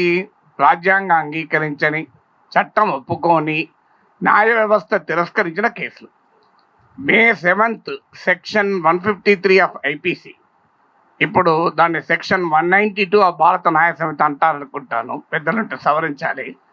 మే 7th రోజు Andhra Pradesh high court Lagadapati Praveen Kumar versus state of ఆంధ్రప్రదేశ్లో ఒక వ్యక్తి చేసిన సోషల్ మీడియా పోస్ట్ పైన అల్లర్లు సృష్టిస్తామనే కేసు పెడితే అంగీకరించము అని చెప్పి దాన్ని కొట్టివేశారు. నేను ఎన్ని 10 రోజుల క్రితం కొట్టివేశారు. మే 7th రోజు కొట్టివేశారు. జస్ట్ మీకు ఎందుకు ఈ మాట చెప్తున్నా అంటే, ఇది భారత న్యాయ వ్యవస్థ అనేక సార్లు తీర్పులు చెప్పింది. ఈ కేసులు చూస్తే ఆశ్చర్యం వేస్తుంది. ఎలాంటి నోటీస్ ఇవ్వకుండా అరెస్ట్ చేయొచ్చు, అల్లర్లు ప్రేరేపించాడు, కులం చిచ్చు పెట్టాడు. నా మాటలు ఎక్కడ కుల ప్రస్తావనే లేదు. విచిత్రం ఏంటంటే ఆ సెక్షన్లలో ఉన్నది ఏంటంటే, ఇది మాటలకు వర్తించదు, ఈ సెక్షన్ ఉంది అయినా పెట్టారు. ఇది స్టేట్మెంట్స్కు వర్తించదు అయినా పెట్టారు. అంటే దీని ఉద్దేశం ఏంటి? పెద్దలు సుదర్శన్ రెడ్డి గారు లాంటి వాళ్ళ ముందు నేను మాట్లాడకూడదు, కానీ డాక్ట్రిన్ ఆఫ్ చిల్లింగ్ ఎఫెక్ట్ అంటారు. అంటే ఎవరు మాట్లాడితే ఇదే జరుగుతుంది అనే సంకేతాన్ని పంపడం. ఇందులో వేరేది ఏమీ లేదు. నాగేశ్వర్ అనే వ్యక్తి ఏదో అనుకోకుండా దొరికాడు అంతే. దీని అసలు లక్ష్యం ఏంటంటే, మేము ప్రశ్నలను అంగీకరించము, ప్రజల పక్షాన మాట్లాడితే అసలే అంగీకరించము, ఈ భావ ప్రజ్ఞా స్వేచ్ఛను అంగీకరించమనే ధోరణి. సో అక్కడికి ఆగిందంటే 2 రాజకీయ పార్టీల ట్రోల్ ఆర్మీలు అత్యంత హేయమైన రీతిలో క్యారెక్టర్ అసాసినేషన్ అనుకో, ఏదైనా అనుకో, దానివల్ల ఏమీ కాదని మీరంతా ఇంత దాకా చెప్పారు. నిజమది.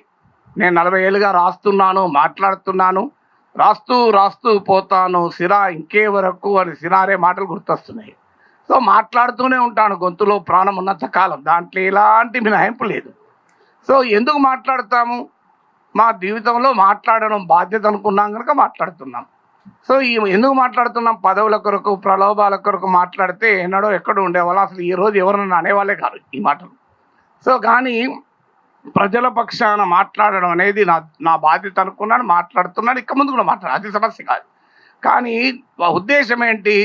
ఈ మేరకు ఒక ప్రొఫైల్ ఉన్న వ్యక్తినే మేము మాట్లాడనివ్వము అని రాజ్యము, రాజకీయ వ్యవస్థ, సోషల్ మీడియా ట్రోల్ ఆర్మీలు, అనుకూల టీవీ ఛానల్. మీకు ఆశ్చర్యం వేస్తుంది, 2 ప్రధాన ఛానల్స్లో రైల్వే జోన్లో కేకే లైన్ లేదు, దాని మీద చర్చ లేదు. విశాఖ స్టీల్ ప్లాంట్ ప్రైవేటీకరణ చర్చ లేదు. వేదాంత అనే వివాదాస్పద కంపెనీ గ్యాస్ బ్లాక్ల చర్చ లేదు. కానీ నాగేశ్వర్పై మాత్రం గంట సేపు చర్చించారు.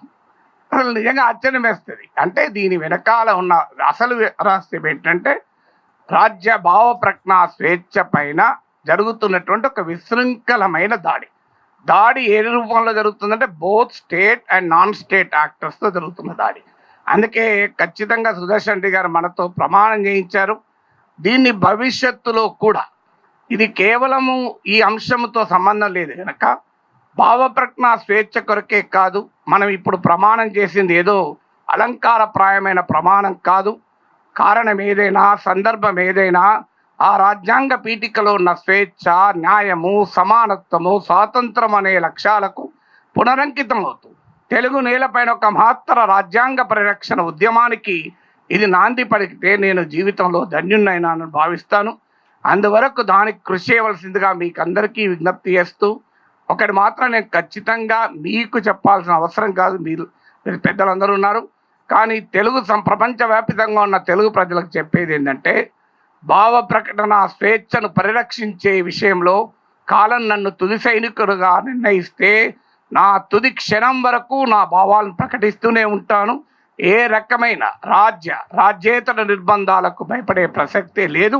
సమాజం నా వెంట ఉంటుందని నమ్ముతూ, దీన్ని కేవలం ఒక నాగేశ్వర అంశంగా చూడొద్దు, దీన్ని భావప్రజ్ఞా స్వేచ్ఛ అంశంగా, రాజ్యాంగ విలువల పరిరక్షణ అంశంగా చూసి, మనమందరము అనేక రకాల రాజకీయ అభిప్రాయాలు ఉన్నవారున్నా, అనేక నేపథ్యాలు ఉన్న వాళ్ళన్నా అందరము కలిసి మౌలికమైన రాజ్యాంగ పరిరక్షణకు పునరంకితం కావటానికి ఈ సందర్భం ఉపయోగపడాలని విజ్ఞప్తి చేస్తూ, నా కొరకు వచ్చి అంశం నాతో సంబంధం ఉంది అని మాత్రమే నేను అనుకోను, కానీ నా కొరకు వచ్చి ఈ అంశం పైన మీ అభిప్రాయాలు చెప్పి నాకు మద్దతుగా నిలిచిన మీ అందరికీ కూడా, పెద్దలు సుదర్శన్ రెడ్డి గారికి, రాజకీయ పార్టీల నేతలకు, మీడియా ప్రముఖులకు పర్సనల్గా కూడా ధన్యవాదాలు తెలియజేస్తూ సెలవు తీసుకుంటున్నాను.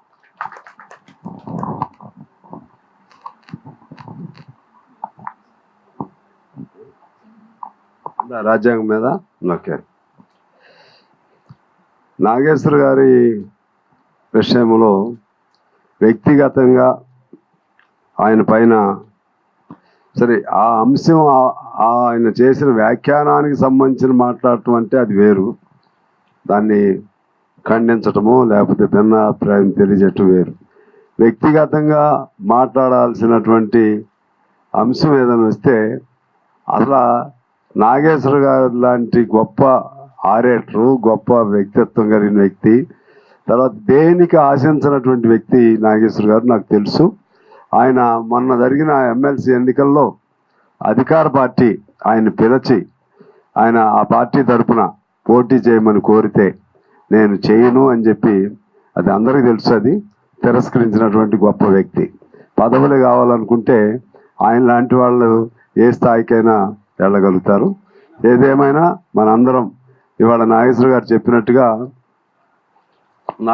చెప్పినట్లుగా అది ఒక నాగేశ్వర గారి అంశం కాదు, ఇది ఇరు రాష్ట్రాలకు సంబంధించి లేకపోతే మొత్తం దేశంలో మన భావస్వేచ్ఛను కాపాడుకోవటే ఒక అవకాశంగా దీన్ని మలుచుకుంటూ మరొకసారి సంయుక్తంగా ఆ వైపుగా మనం ఉద్ఘాటిస్తూ ఒక సందేశం తీసుకుని వెళితే ఆయన పోరాటానికి, ఆయన పేరుతో జరిగిన పోరాటానికి ఒక సార్థకత ఉంటుందని తెలియజేస్తూ, నా సార్ మాట్లాడే ముందు నేను ఒక తీర్మానం చదువుతాను, ఇంకేమైనా ఉంటే చేరు మార్పు ఈలోపు మీరు చెప్పండి. తర్వాత మా పల్లి నరసింహ ఒక రాజ్యాంగం మీద ఒక పాట పాడతారు. సార్ ముందు మాట్లాడే ముందు ఒక తీర్మానానికి సంబంధించి ప్రొఫెసర్ నాగేశ్వర్ రాజకీయ విశ్లేషణపై ఆంధ్రప్రదేశ్లో కొన్ని పార్టీలు వారి సోషల్ మీడియా బృందాలు చేసిన కక్షపూరిత దాడి, ట్రోలింగ్ను ఈ అఖిలపక్ష సమావేశం తీవ్రంగా ఖండిస్తున్నది. ఇప్పటికే నాగేశ్వర్ తన మాటలను ఉపసంహరించుకున్న విద్వేషపూరిత దాడి కొనసాగుతున్నది. జనసేన ఆ అంశానికి ముగింపు పలికినట్లు ప్రకటించినప్పటికీ నాగేశ్వర్పై ఆంధ్రప్రదేశ్లో కేసులు ఎత్తివేయలేదు.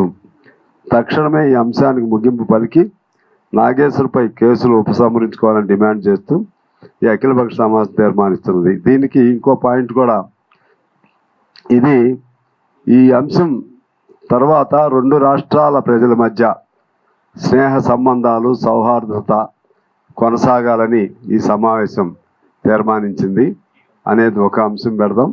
మూడోది, భావస్వేచ్ఛ పైన ఎటువంటి దాడులు జరిగిన రాజ్యాంగ ప్రియాంబుల్లో పేర్కొన్న దానికి విరుద్ధంగా ఎక్కడ జరిగినా కూడా ఈ సంయుక్తంగా దాన్ని మనం ఖండించవలసిన అవసరం ఉందని ఆ రెండు పాయింట్లు కూడా యాడ్ చేద్దామని చెప్పి నేను మనవి చేస్తా ఉన్నాను.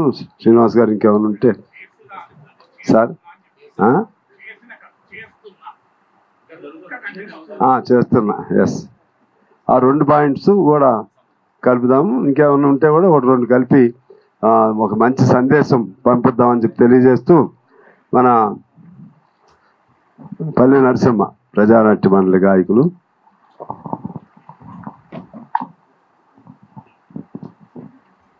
నా రాజ్యాంగం తోటి మనకిచ్చినటువంటి రాజ్యాంగం, మీరు ఇచ్చినటువంటి హక్కులు ఇంకా మాకు అందలేదనేటువంటి దాని మీద మనం మౌనంగా ఎందుకు హక్కుల కోసం కొట్లాడాలనేటువంటి భావనతోటి అంబేద్కర్ ఆశయాల భారత రాజ్యాంగమా చెబుతున్నా వినవమ్మా నీ కథ నేడు.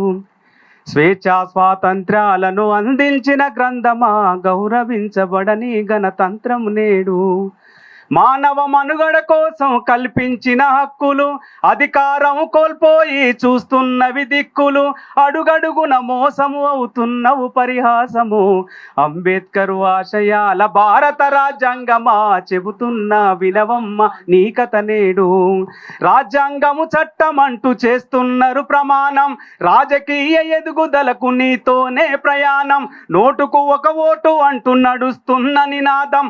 మనిషికి మాట్లాడే హక్కు కోల్పోయిన విధానం. అడుగడుగున మోసము అవుతున్నవు పరిహాసము. అంబేద్కర్ ఆశయాల భారత రాజ్యాంగమా చెబుతున్నా వినవమ్మా నీ కథ నేడు. సభాధ్యక్షులు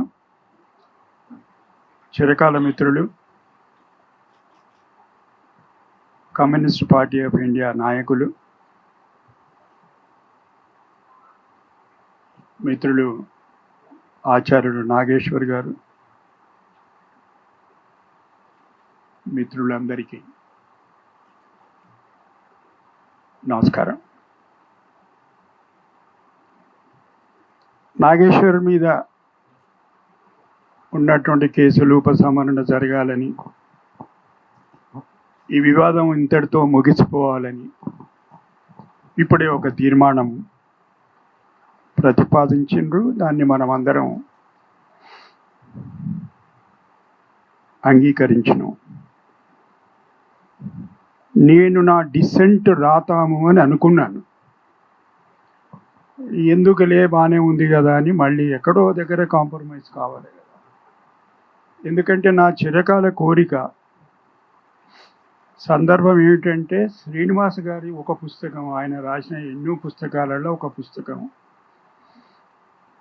నన్ను ఆవిష్కరించమంటే ఆవిష్కరణకు పోయినా పర్వాలేదు, కూర్చుంటేప్పుడు కూర్చుంటే అక్కడికి మిత్రులు ఆచార్యుడు నాగేశ్వర్ గారు కూడా వచ్చిండ్రు. ఆయన యూట్యూబ్లో ప్రతి విషయం మీద వ్యాఖ్యానించడము, విశ్లేషించడం జరుగుతుంది. ఏమండి నాగేశ్వర్ గారు, మీరు ఎన్ని విశ్లేషణలు చేసినా ఇంకా బయటనే ఉన్నారు, మరి జైలుకు పోతలేరు ఏమిటి అని అడిగాను. అంటే ఏమో సార్, నాకు కూడా అర్థమవుతలేదు అది అన్నాడు ఆయన. ఎందుకు చెప్తున్న ఈ విషయం అంటే, ఆయన జైలుకు పోవాలనేది నా చిరకాల వాంఛ. ఇప్పుడైనా తీరుతుందేమో అని అనుకున్నాను, కానీ అది తీరేట్టు కనబడటం లేదు. ఎందుకంటే సమాజం మొత్తం, తెలంగాణ సమాజం మొత్తం ఒక తాటి మీద ఒక తిరుగుబాటు లాంటిది, ఒక ఉద్యమంలాగా. ఆయన ఎవరిని అడగలేదు నా గురించి మాట్లాడండి, తిరుగుబాటు చేయండి. అయితే అదొక కోరిక అట్లే మిగిలిపోయింది. నాగేశ్వర్ గారు చేసినటువంటి విశ్లేషణ సరైందా కాదా, ఆయనకు ఉన్నటువంటి సమాచారంలో ఏమన్నా లోపం ఉందా? ప్రముఖ పాత్రికేయులు ఉన్నారు ఇక్కడ, శ్రీనివాస్ గారు, వీరన్న గారు, ఆ మాటకు వస్తే నాగేశ్వర్ గారు కూడా. రాయిటర్ దగ్గర నుంచి మొదలు పెట్టుకొని, పీటీఐ నుంచి మొదలు పెట్టుకొని, యుఎన్ఐ నుంచి మొదలు పెట్టుకొని, New York Times, Washington Post, Guardian, లీమో, ప్రపంచంలో ఉండే ప్రతి పత్రికలో, ప్రఖ్యాతమైనటువంటి కీర్తి గడించినటువంటి పత్రికల్లో అభిజ్ఞ వర్గాలు, సోర్సెస్ రివీల్, అది పత్రికలకు, పత్రికా రచయితలకు, సంపాదకులకు ఉండేటువంటి విశేషమైనటువంటి హక్కు. అది రాజ్యాంగం హామీ ఇచ్చినటువంటి హక్కు. ఎవరు కూడా నీకెవడొచ్చి చెప్పిండయా ఈ విషయం అని అడగడానికి వీల్లేదు. నాకున్న సమాచారం ఇది, ఆ సమాచారం మీద నేను ఈ విశ్లేషణ చేస్తున్నా. పోనీ ఆ విశ్లేషణలో ఏదన్నా జుగుప్సాకరమైనటువంటి మాటలు ఉన్నాయా, ఎవరినైనా కించపరిచేటువంటి మాటలు ఉన్నాయా? ఒక రాజకీయపరమైనటువంటి విశ్లేషణ. దానికి ఏమిటంటే, ఇద్దరు మహానాయకులు కూర్చొని, నేను మహానాయకుని అంటే అనుకోవాలంటే నేను ఆయనను మహానాయకుడు అనాలి, అంటే ఆయన పక్కకుంటే మేము ఇద్దరం మహానాయకులు అవుతాం అన్నమాట. విషయం ఈయనకి ఎవరు చెప్పిండ్రు? ఎవరు చెప్తారంటే, పత్రికలకు గోడలకు చెవులు ఉంటాయి. ఎవడో చెప్తాడు, అక్కడ ఉన్నోడే చెప్తాడు, వాడ సెక్రటరీ చెప్తాడు, వాడ పిఏ చెప్తాడు, వాడ పిఎస్ఓ చెప్తాడు, ఆయన ఒక సైన్యాన్ని నడుపుతాడు, అందులో ఉండే ఒక సైనికుడే చెప్తాడు ఇట్లా జరిగింది సార్ అని చెప్పి. దాన్ని పట్టుకొని అంటే చెప్పకూడని, మాట్లాడకూడని, పలకడానికి కూడా ఇష్టం లేనటువంటి మాటలు ఒక దాడి రూపంలో ప్రయోగించి క్రిమినల్ కేసు. ఏమిటి నేరం, ఏమిటి దాంట్లో? What is the crime he has committed? He has merely exercised his the constitutional right guaranteed under Article 19(1)(a) భావ ప్రకటన స్వేచ్ఛ. ఎక్కడో సుప్రీంకోర్టు దగ్గర అంటది అసలు భావ ప్రకటన స్వేచ్ఛ అనేది లేకపోతే మిగతా ప్రాథమిక హక్కులు లేనట్టే. It is a precondition for any liberty and existence of a civilised society. అంత దూరం. తర్వాత భావ ప్రకటన స్వేచ్ఛ వల్ల ఏమిటి జరిగేది ఏమిటంటే రకరకాల కారణాలు విశ్లేషించింది. అంటే ప్రపంచంలో ఉండేటువంటి మేధావులు అనుకోండి, రాజ్యాంగ నిపుణులు అనుకోండి, దాని మీద వాళ్ళు విశ్లేషిస్తూ ఏమిటి what is the rational of free expression, ఏమిటి దీంట్లో ఉండేటువంటి నిగూఢమైనటువంటి అర్థం ఏమిటి అంటే అన్నిటికన్నా ఎక్కువ ప్రజాస్వామ్యం మనుగడ చెందాలంటే చర్చలు, విశ్లేషణ, సభలు, పత్రికలు, సంపాదకీయాలు, వ్యాఖ్యానాలు ఇవి లేకపోతే ప్రజాస్వామ్యానికి అర్థమే లేదు. రెండవది చాలా విచిత్రమైన విషయం, ఇట్ ప్రమోట్స్ సోషల్ టాలరెన్స్. అదేమో ఇక్కడ వెరితలు వేస్తుంది, ఇంటాలరెన్స్కు దారితీసి. మాట్లాడడం ఎందుకు, విశ్లేషించడం ఎందుకు, దీని వెనకాల ఉన్న అర్థం ఏమిటి అని చెప్పడం సామాన్యునికి చెప్పేసేసే ప్రయత్నం వల్ల ఏమిటంటే సోషల్ రిలవెన్స్. ఎవడు వింటున్నాడో, ఎవడు ఆ వాక్యను నమ్ముతున్నాడో వాడికి ఒక ఫీలింగ్ ఏమిటంటే, వాడికి ఒక అభిప్రాయం ఏమిటంటే నేను కూడా ఈ సమాజంలో ఒక అంతర్భాగం. ఇప్పుడు కాదు, ఫ్రెంచ్ రెవల్యూషన్ జ్ఞాపకం ఉంటుంది మీకు అందరికీ, జ్ఞాపకం ఉన్నటువంటి విషయమే. ఓల్తరే అని ఒక ఫిలాసఫర్ ఒక మాట అంటాడు, I may not agree with what you say, but I will defend to the death your right to say it. నీవనే ఒక్క మాటతోటి కూడా నాకు సారూప్యత లేదు, నేను ఒప్పుకోను నువ్వు చెప్పే మాటను. కానీ నీవు అలా మాట్లాడడానికి నీకు ఉండేటువంటి హక్కు కొరకు నా జీవితాంతం పోరాడతాను. అది దీని వెనకాల ఉన్నటువంటి అర్థం. Fundamental right to speech and expression వెనకాల ఉండేటువంటి తాత్విక పునాది. సరే, ఇంత మాత్రానికే ఇంత గందరగోళమా? నాగేశ్వరుని కేంద్ర బిందువుగా చేసి ఇంత దాడి జరగాలనా? రెండవది ఏమిటి ఈ విశ్లేషణ ఉద్దేశం? నేను స్థూలంగా చెప్తున్నా, ఎవరన్నా మాట్లాడడం అంటే నాకు కూర్చొని రాసుకునేది అలవాటు ఉంది. ఏదో రాస్తూ ద సెర్చ్ ఫర్ ట్రూత్, సత్యాన్వేషణ. ఆయన సత్యాన్వేషణ సరిగ్గా జరిగిందా, తప్పుదారి పట్టిందా, పొరపాట్లు దొర్లినాయా? దొర్లి ఉండొచ్చు. ఆయనకు ఉన్నటువంటి సమాచారం సరిగ్గా లేకపోవచ్చు, ఆయన విశ్లేషణల లోపం ఉండొచ్చు. ఆయన తగ్గముందే అన్నాడు, నేను మాట్లాడుతూనే ఉంటాను, రాస్తూనే ఉంటాను. That is nothing but is quest for truth. సత్యాన్వేషణలో నేను మునిగి తేలుతున్నా, నేను దీని నుంచి పక్కకు జరగను. మీరు ఏమైనా చేసుకోండి అంటే మళ్ళీ అక్కడికే వస్తున్నా, ఏమైనా చేస్తే బాగుండేది వాళ్ళని. కానీ ఏం కాదు, అది జరిగే పని కాదు. అది నాగేశ్వర్ గారు సంతోషపడుతున్నారా మరి బాధపడుతున్నారా నాకు తెలియదు, కానీ social tolerance and self restraint అనేది మీరు ఆలోచించి విశ్లేషణ చేసేటప్పుడు అదే నేర్పుతుంది మీకు. స్వీయ నియంత్రణ, సత్యాన్వేషణ ఒక పట్టు, స్వీయ నియంత్రణ ఇంకొక పక్క. వీటన్నిటితో కూడుకున్నటువంటి సమగ్రమైన హక్కు చాలామంది మాట్లాడుతూ రాజ్యాంగం ఇచ్చిన హక్కు అంటారు. రాజ్యాంగం ఇవ్వలేదండి. రాజ్యాంగమే ఆ హక్కు ఇస్తే స్వాతంత్ర పోరాటమే లేదు. కరాచీ రెజల్యూషన్ లేదు, లాహోర్ రెజల్యూషన్ లేదు, కల్కటా రెజల్యూషన్ లేదు. ఆ హక్కు స్వాతంత్ర సమరంలో అంతర్భాగం. అది దాన్ని నియంత్రించేటువంటి ప్రయత్నం అప్పుడు చేసిండ్రు. రాజ్యాంగం హామీ ఇచ్చిన తర్వాత కూడా ఇప్పటికి కూడా జరుగుతుంది. అది విషాదం. ఇంతకుముందు మిత్రులు పాట పాడుతున్నాడు, ఏమైందయ్యా అంబేద్కర్ ఏం చెప్పిండు ఏంటి. దీన్ని ఇంత ఆషామాషిగా తీసుకొని ఒక విషయం గుర్తుంచుకోవాలి.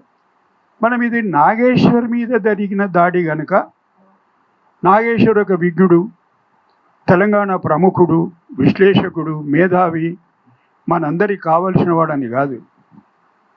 ఇక్కడ ఉన్నోళ్ళ బాధ్యత ఏమిటంటే ఎవరి మీద ఈ దాడి జరిగినా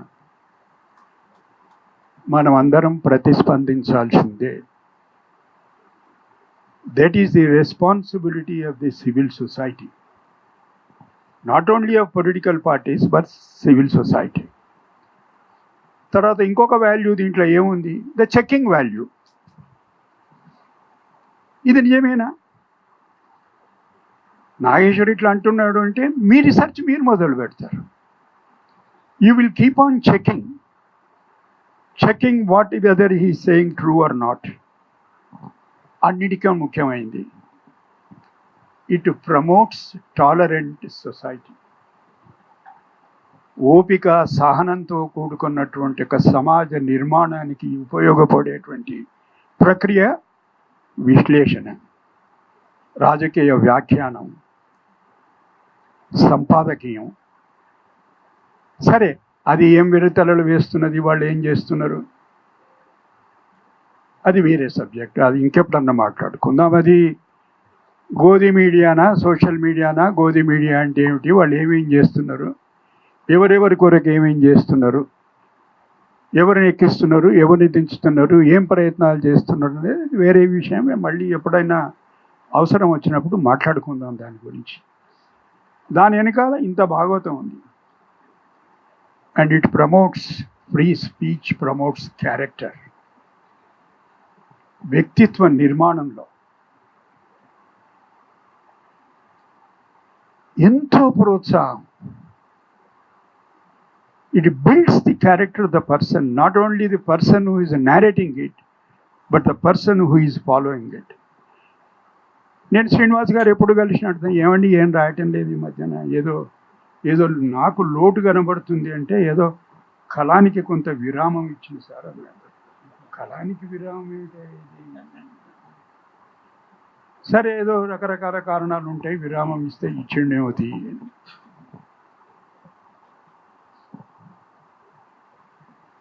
And it promotes dissent. There can't be any democracy without dissent. Sambasivarao గారితో నాకు ఎన్నో విషయాల్లో భిన్నాభిప్రాయాలు ఉన్నాయి. అయితే ఆయన మాట్లాడేది ఆయన మాట్లాడాలి, నేను మాట్లాడేది నేను మాట్లాడాలి.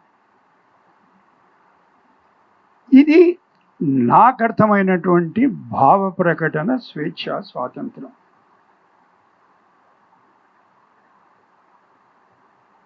ఇట్ ప్రమోట్స్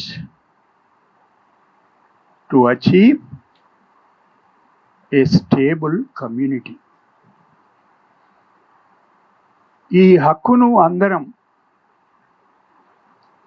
రాజ్యాంగం హామీ ఇచ్చిన మేరకు నిబంధనలకు లోబడి ఉపయోగించుకుంటే ఒక సమర్థవంతమైనటువంటి, ఒక సుస్థిరమైనటువంటి సమాజాన్ని ఏర్పాటు చేసుకోవడానికి అవకాశం ఉంటుంది. సరే, ఇక ఇది ఇంతటితో ముగిస్తాము, లేకుంటే ఏదో పెద్ద థీసిస్ అయిపోతుంది. ఇట్లా మాట్లాడుతుంటే మీరు ఇంకా ఒక్క 5 నిమిషాల తర్వాత ఇక చాలు సార్ అంటే కష్టం. అది ఎందుకు, జాగీర్ల దగ్గరికి వస్తే జాగీర్దారు సార్ పారాసైట్స్ అన్నాడు నెహ్రూ. జాగీర్ అబాలిషన్ను, ఎస్టేట్స్ అబాలిషన్ను భూ సంస్కరణ రూపంలో ప్రథమ అమెండ్మెంట్, ఫస్ట్ అమెండ్మెంట్లో తీసుకొచ్చినప్పుడు దీస్ ఆర్ ఆల్ పారాసైట్స్ అన్నాడు. అందుకొరకు ఇది ఆయన జాగీరో, మన జాగీరో, మీ జాగీరో, నా జాగీరో, ఎవడు జాగీరో కాదు. ప్రజలది, సమాజాన్ని ఒక లేనిపోని అర్థం లేని ఒక వివాదం సృష్టించడం తప్ప మా గంగా బులాయా అంటాడు ఆయన. ఆయన ఉండేది అహ్మదాబాదులో. ఎవరో ఒక ఆయన పోయిండు, గెలిచిండు. అందులో ఒక కురువృద్ధుడు సాబర్మతి ఆశ్రమం బులాయా ముజే అని ఆయన ఢిల్లీ నుంచి గాంధీనగర్ పోతుంది. ఎవరు వద్దన్నారండి? గెలిచిండు. తెలుగు జాతి ఆత్మగౌరవ ప్రతీక. అక్కడ రెండు విషయాలు నేను చెప్పాలి. ఆ తెలుగు జాతి అనేది ఒకటి ఉన్నది, నాకు నమ్మకం లేదు, నేను నమ్మను. అది తెలుగు భాష ఉంది, తెలుగు జాతి లేదు. ఉన్నది ఒకే జాతి, ఉన్నది ఒకే పౌరసత్వం, that is of Indian citizenship. ఇది లేనిపోని ఓ రూపకల్పన చేసి ఏమైనా మాట్లాడితే ఏమన్నదంతా తెలుగు జాతి కదా. ఏంది నీ కొంప నువ్వు, నా కొంప నేను దోసుకుంటా, మనం తెలుగు జాతి అంటే ఏమిటి అది? తెలుగు జాతి, తమిళ జాతి, మహారాష్ట్రన్ జాతి, కన్నడ జాతి, ఇదంతా జాతులు కావు. సంస్కృతి వారసత్వం ఉండొచ్చు, సాహిత్య వారసత్వం ఉండొచ్చు, సాంప్రదాయాలు ఉండొచ్చు. వాటి ప్రతీక ఎవరు? చనిపోయిన వాళ్ళ పేర్లు మాత్రమే తీస్తాను, బతుకున్న వాళ్ళ పేర్లు తీయను, ఎందుకంటే ప్రమాదం ఉంది. మాట్లాడేటప్పుడు ఏం కాదు, మాట్లాడినాక ఏమైతే నాగేశ్వరుని చూసిన నేర్చుకోవాలి కదా.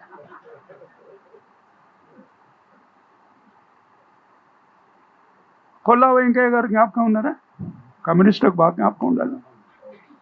రామారావు గారు 3 కోట్ల ఆంధ్రుల ఆత్మాభిమానం, అది ఫస్ట్ సెంటెన్స్ ఆయన స్పీచ్లో. ఈయనకు ఉండి ఉండి ఒళ్ళు మండే ఉత్తరం రాశాడు. ఇప్పటి నుంచి మీరు మాట్లాడేటప్పుడు ఒక కొల్లా వెంకయ్య గారిది తప్ప అని మాట్లాడండి, ఎందుకంటే నా ఆత్మాభిమానాన్ని నేను కాపాడుకుంటాను. ఆయనకు ఒళ్ళు మండిపోయింది. ఇంక ఇది దిస్ ఈజ్ బికమింగ్ ఇంటాలరబుల్. ఈ తెలుగు జాతి ఆత్మగోది ఇది ఏం గొడవ ఇది? ఆయన ముచ్చటకు 3 చోట్ల నుంచి పోటీ చేసిండు. అనంతపురం నుంచి ఆయన హోమ్ కాన్స్టిట్యున్సీ, అప్పుడు గుడివాడన ఏదో కాన్స్టిట్యున్సీ, తెలంగాణలో ఉండేటువంటి కల్వకుర్తి. తెలంగాణ ఉద్యమం లేదు అప్పుడు, తెలంగాణ వాదం ఉంది.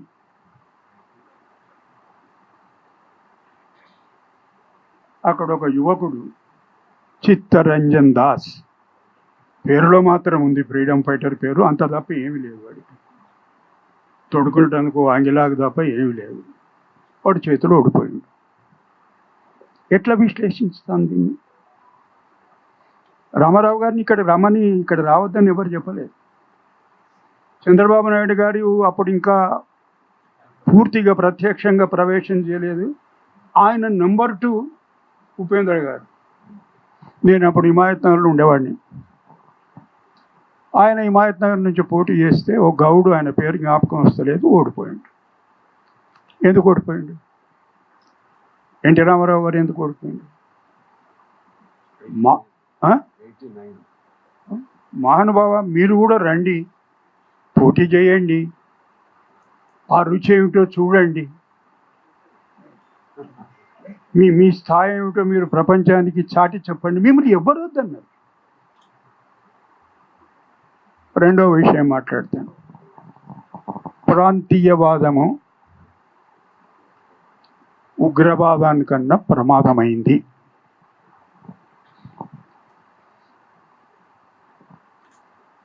Formation of Fazal Ali Commission, which made certain recommendations for reorganization of Indian states on the basis of language. There is what is called linguistic states.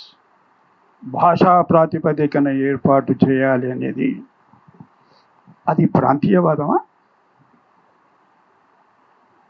దేశ సమగ్రతకు, ఫెడరల్ వ్యవస్థను కాపాడడానికి, ప్రజల్లో సంఘీభావం పెంపొందించడానికి, ఎందుకొరకంటే ప్రియాంబుల్లోనే ఉంటుంది, ఫస్ట్ ఆర్టికల్ నంబర్ 1లోనే ఉంటుంది, India is a union of states.